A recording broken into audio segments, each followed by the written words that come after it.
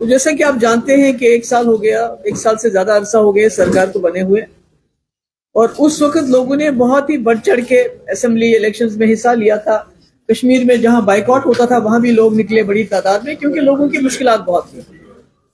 लोग बहुत तंग आ गए थे, बिजली की वजह से, बिजली फीस की वजह से, महंगाई की वजह से, बेरोजगारी की वजह से। और जो उन दिनों में ये बुलडोजर चलता था, जहां किसी गरीब ने कोई 5 मरले 10 मरले पे अपनी वो छत बनाई होती थी, उसको तोड़ दिया जाता था, मुलाजिमों को डिसमिस किया जाता था। तो उस वजह से लोगों ने फैसला किया कि एक सरकार को चुनेंगे जो एक मजबूत सरकार होगी, और यही वजह है कि एनसी कांग्रेस अलायंस को तकरीबन 50 सीटें मिली। मेंबर पार्लियामेंट भी इनको मिले, और अब राज्यसभा में भी और जो है 3 मेंबर मिले इनको। तो लोगों ने ये सोच को इनको वोट दिया कि हमें एक मजबूत सरकार चाहिए जो मैनिफेस्टो जो इनका होगा उसमें काम कर सके किसी झिझक के बगैर। मगर आप देखते हैं 1 साल हो गया है, और ऐसे में इलेक्शन आ गया, नगरोटा का इलेक्शन आ गया, बड़गाम का इलेक्शन आ गया, और एक कैंपेन चली। बड़ा अजीब लगता है। करते हैं कि हमने आपको इज्जत रखी, बड़गाम के लोगों ने बहुत इज्जत रखी, बहुत बड़ी हजारों की तादाद में उनको लीड दी। तो वो पूछते हैं आप 1 साल से कहां थे, तो कहते हैं पीडीपी बीजेपी।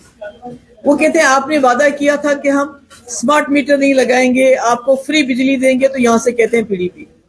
वो कहते हैं आपने कहा था कि गैस जो है सिलेंडर फ्री देंगे साल के 12, तो यहां से कहते हैं पीडीपी। राशन देंगे फ्री, तो पीडीपी। 1 लाख नौकरी देंगे। मतलब हर सवाल का जवाब उमर साहब को बजाय ये कि वो लोगों के पास जाएं, उनको बताएं कि 1 साल में उन्होंने अपने कितने वादे पूरे किए, लोगों की कितनी मुश्किलात दूर कर दी। उनकी जबान पे सिर्फ पीडीपी का नाम आता है, सिर्फ पीडीपी जैसे, मतलब उनको और कहने के लिए कुछ भी नहीं है।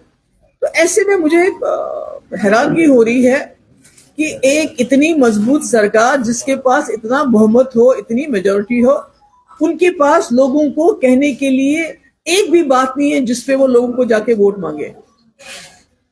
लोकसभा का इलेक्शन हुआ, पीडीपी बीजेपी, उस पर वोट मांगा। असेंबली का इलेक्शन हुआ, पीडीपी बीजेपी। आज बाई इलेक्शन है, इसमें भी इनको लोगों को कहने के लिए, देने के लिए कुछ भी नहीं है। जैसे कि आप जानते हैं कि जिस उमर साहब ने ये कहा था कि मैं स्मार्ट मीटर चीफ मिनिस्टर बनते ही दरिया में फेंक दूंगा, आज वही उमर साहब स्मार्ट मीटर की वकालत करते हैं। वो कहते हैं कि आप सोलर भी लगाओ, उसके बाद हम देखेंगे जो गरीब होगा, उसके बाद देखेंगे बिजली फ्री देने का। इसी तरह सिलेंडर जो इन्होंने किया था वादा, उसका कहीं नामो निशान नहीं है। और आपको पता है गैस की कीमत पहले से ज्यादा बढ़ गई, बेरोजगारी ज्यादा बढ़ गई है, हर हिसाब से लोगों की कमर टूट गई है। तो ऐसे में पीडीपी के ऊपर एक तो अपोजिशन का बोझ था ही था, मगर इस सरकार की नाकस कारकर्दगी का बोझ भी आ गया है। इन्होंने कश्मीर में घर घर जाके ये कहा था कि जो हमारे जेलों में कैदी हैं हम उनको वापस लाएंगे, अगर वापस नहीं ला सके तो हम उनके केस खुद लड़ेंगे। मगर कुछ नहीं किया। हमने कोशिश की, आखिरकार जब सारे दरवाजे बंद हुए, होम मिनिस्टर को मैंने लेटर लिखा, चीफ सेक्रेटरी को लिखा, डीजी को लिखा, तो हमें अदालत जाना पड़ा। क्योंकि मैंने देखा, आप यकीन नहीं करेंगे, एक फैमिली है, उसके घर में बाप उसका अंधा है जो कैदी बंद है, उनके घर में कोई गुजारा नहीं। जवान बहनें जिनका एक भाई वो पिछले 7-8 साल से जेल में बंद है, और कोई उनका जुर्म भी अभी तक साबित नहीं हुआ।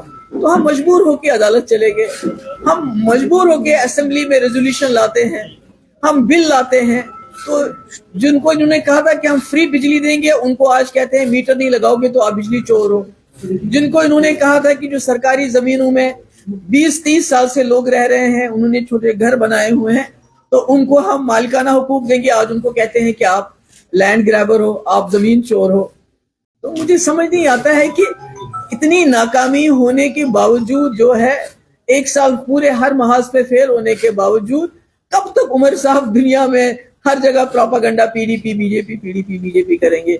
जहां तक लैंड ग्रैबिंग का सवाल है, जब यहाँ सैलाब आया था मैं गई थी, मैंने देखा यहाँ लोगों ने नालों के अंदर, यहाँ मैं गई थी सिटी में, वो कौन सा लैंड ग्रैबर है जो नाले में 5 मरले 6 मरले पे अपना कोठा खड़ा करेगा जिसको दरिया ने बहा के लिए।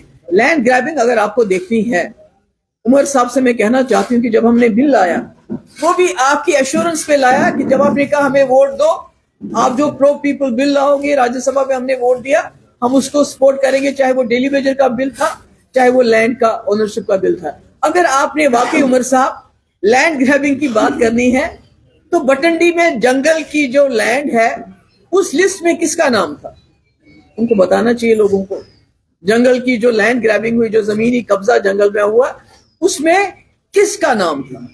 किसने वहां लैंड ग्रैब की है? किसने जंगल की जमीन में मकान बनाया है? अगर लैंड ग्रैबिंग, गरीब क्या लैंड ग्रैब करेगा? गरीब 4 मरले 5 मरले 10 मरले में मकान बनाता है। अगर आपको लैंड ग्रैबिंग देखनी है तो गुपकार रोड में देख लीजिए। जो सरकारी जमीन है, जो कस्टोडियन की जमीन है, जो 2 कनाल 3 कनाल में शुरू होगी 75-76 जब इंदिरा शेख अकॉर्ड हुआ, शुरू होगी 3-4 कनाल से आज 100 कनाल तक पहुंची है वो लैंड। तो यहाँ के लोगों को बजाय इसके कि आप उनको किसी किस्म का आराम दें, उनको बिजली चोर बुलाना, क्योंकि वो कहते हैं मीटर मत लगाओ, हमारे फ्री बिजली दो। वो कहते हैं, वो आप उनको कहते हो कि आप जमीन चोर हो, क्योंकि गरीब लोग कहते हैं कि अगर मेरा 2 मरले 10 मरले पे मकान है मुझे हुकूक दो। तो मैंने सोचा कि आप पे इस पे बात करूं कि आज उमर साहब इतने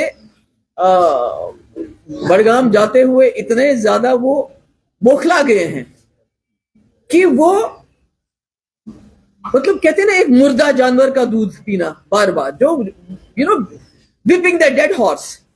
कब तक वो पीडीपी बीजेपी करते रहेंगे? आखिरकार उनको अपनी साल की कारकर्दगी बतानी चाहिए। आज तो पीडीपी बीजेपी सरकार में नहीं है, 10 साल 12 साल हो गए उसको। आज उन्होंने इस 1 साल में क्या किया?